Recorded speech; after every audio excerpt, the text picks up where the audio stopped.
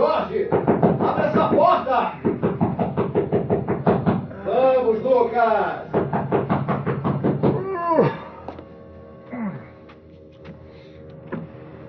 Jorge, essa hora da madrugada. Entre, sente-se. Obrigado. O que foi agora? Uma nova revelação? Exatamente. Mas essa é melhor que todas que já imaginei. E o que você descobriu, professor? Que existem infinitos maiores que outros infinitos. O quê? Você enlouqueceu de vez? Calma, Lucas.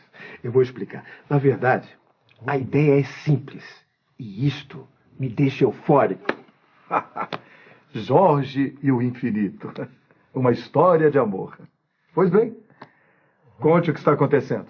Você deve se lembrar que dois conjuntos têm o mesmo número de elementos, se for possível fazer uma correspondência bijetora entre eles. E dizemos, então, que os conjuntos têm a mesma cardinalidade. Nesta correspondência, 1 a 1, não sobra nenhum elemento dos dois conjuntos.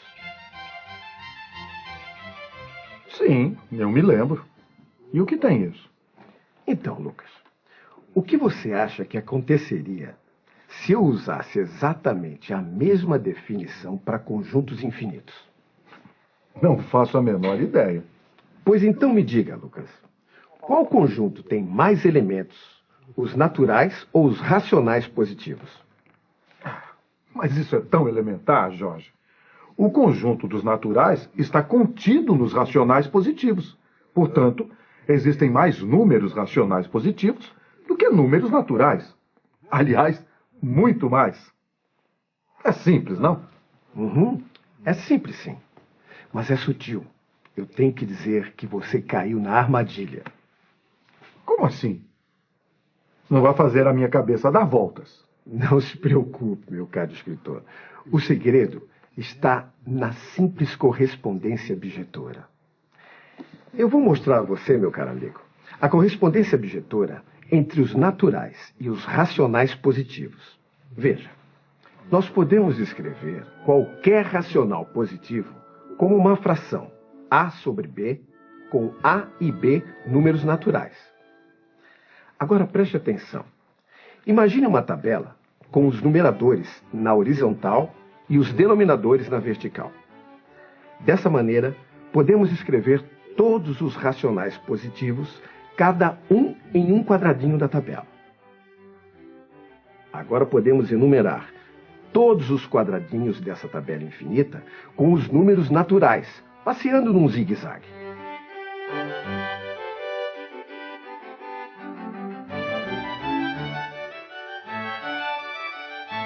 Ou seja, temos uma correspondência bijetora entre o conjunto de números naturais e o conjunto de quadradinhos que contém os números racionais positivos. Portanto, Lucas, o conjunto dos números racionais positivos tem a mesma cardinalidade do conjunto dos números naturais. Ou seja, ele pode ser enumerado com os naturais. Mas que coisa interessante, Jorge. O conjunto dos números naturais é um subconjunto próprio dos números racionais positivos. E mesmo assim, os dois têm a mesma cardinalidade. Pois então, Lucas, neste caso, a parte não é menor que o todo. Mas se um conjunto é finito, aí sim, a parte sempre é menor que o todo. Mas espera um momento. Não foi isso que você disse no começo. Você entrou aqui dizendo que havia infinitos maiores que outros infinitos.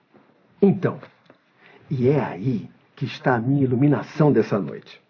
Há poucas horas, eu descobri que o conjunto de números reais, que é infinito, é maior que o conjunto de números racionais, que também é infinito. Mas, ao contrário desse último, o conjunto dos reais não é numerável. Isto é, não é possível, de maneira nenhuma, fazer uma correspondência bijetora entre os números reais e os naturais. Não é incrível? É incrível, sim. Como é que acontece essa maravilha? Eu vou mostrar a você que o intervalo 0,1 do conjunto de números reais já não é enumerável. A minha prova usa o método chamado redução ao absurdo, inventado pelos matemáticos gregos. Para começar, veja que qualquer número entre 0 e 1 pode ser escrito como 0, A1, A2, A3, A4 e assim por diante, onde cada dígito é um número entre 0 e 9. Por exemplo, o número 0,345987428, etc., e continuando infinitamente, está entre 0 e 1.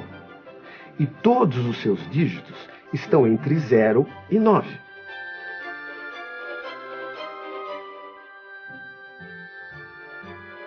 Esta é a chamada representação decimal. Lembra-se? Claro, Jorge. Mas o número entre 0 e 1 pode ser racional. E daí a representação decimal é finita, como o número 0,35, por exemplo. Belo, Lucas. É verdade. Mas nesse caso, podemos sempre escrever o número como uma dízima periódica. 0,35 é igual a 0,3499999. Como você sabe, a dízima periódica nunca termina. Ou seja, é infinita. É verdade. Todo número racional pode ser escrito como uma dízima periódica infinita. Agora, vamos supor que o conjunto dos reais tem a mesma cardinalidade do conjunto dos racionais, que nós já sabemos que é inumerável. Nesse caso, o conjunto dos reais também seria enumerável e existiria, então, a tal correspondência objetora com o conjunto dos naturais. E é isso que nos leva a um absurdo. Avante, Jorge. Mostre para mim. Imagine que você possa mesmo fazer uma enumeração de todos os números reais. Como isso é possível? Não sei. Tem algum golpe de mestre aí? Tem sim. Mas o golpe é um método que eu inventei. Eu o chamei de método da diagonal. A inspiração foi aquela tabela dos racionais, mas em vez da tabela, eu pensei numa lista. Uma lista infinita, aposto. Listagem é enumeração, Lucas. Foi o que eu fiz. Eu enumerei os reais entre 0 e 1 da seguinte maneira. O primeiro número com sua representação decimal, depois o segundo número com sua representação decimal, o terceiro, o quarto e assim por diante.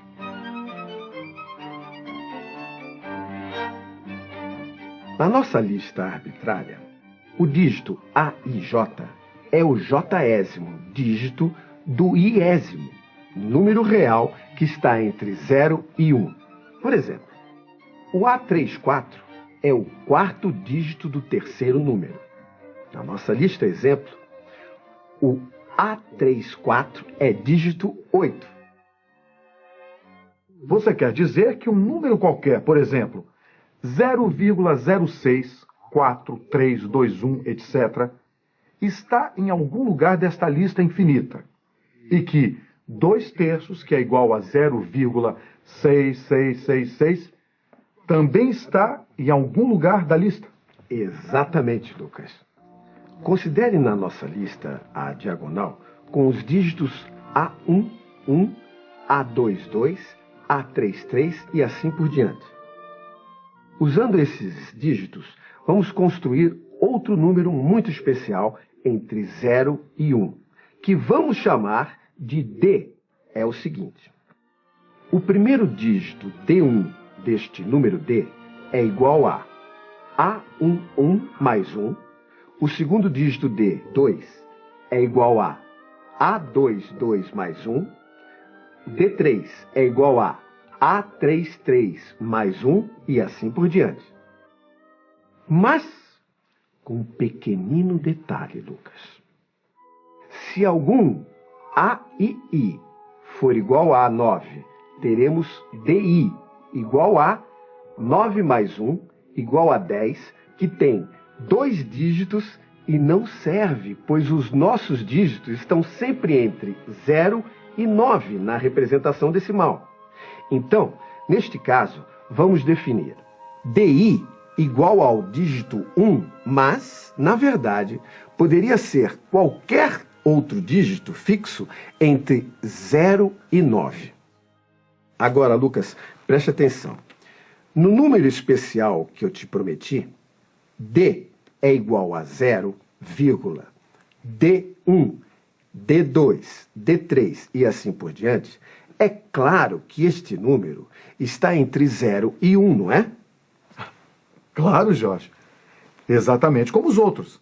0, qualquer coisa. Mas então me diga, este número não deveria estar na lista em que eu enumerei todos os reais? Claro. Você supôs que tinha enumerado todos os números reais entre 0 e 1. Mas, Lucas, olhe bem. O número D não pode ser o primeiro da lista porque D1, seu primeiro dígito, é diferente de A11, já que D1 é igual a A11 mais 1. Mas também não pode ser o segundo da lista, A22, porque D2 é igual a A22 mais 1. Não pode ser o terceiro, porque D3 é igual a A33 mais 1. E assim por diante. Ou seja, D não pode ser nenhum número da lista dos reais. E a lista, Lucas, tinha todos os números reais entre 0 e 1, e eu construí um número que está entre 0 e 1 e que não está na lista. Isso é um absurdo. Puxa, é verdade, Jorge. Meu caro Lucas, isto aconteceu porque supomos inicialmente que os reais podiam ser enumerados, e eu mostrei a você que isto leva, logicamente, ao absurdo de um número estar e, ao mesmo tempo, não estar numa lista. Portanto, meu amigo, os reais não podem ser enumerados. O conjunto dos números reais tem um número infinito de elementos, mas este infinito é maior que o número também infinito de elementos dos números naturais, que é o mesmo que o dos números dos racionais. Ou dito em uma frase simples, a cardinalidade dos reais é maior que a dos racionais. Ponto final. E o que você vai fazer agora? Não sei ainda. Publicar minha descoberta, eu acho, se o Kronecker deixar, não é? Os infinitos. Será que eles são apenas um estranho produto da minha louca imaginação?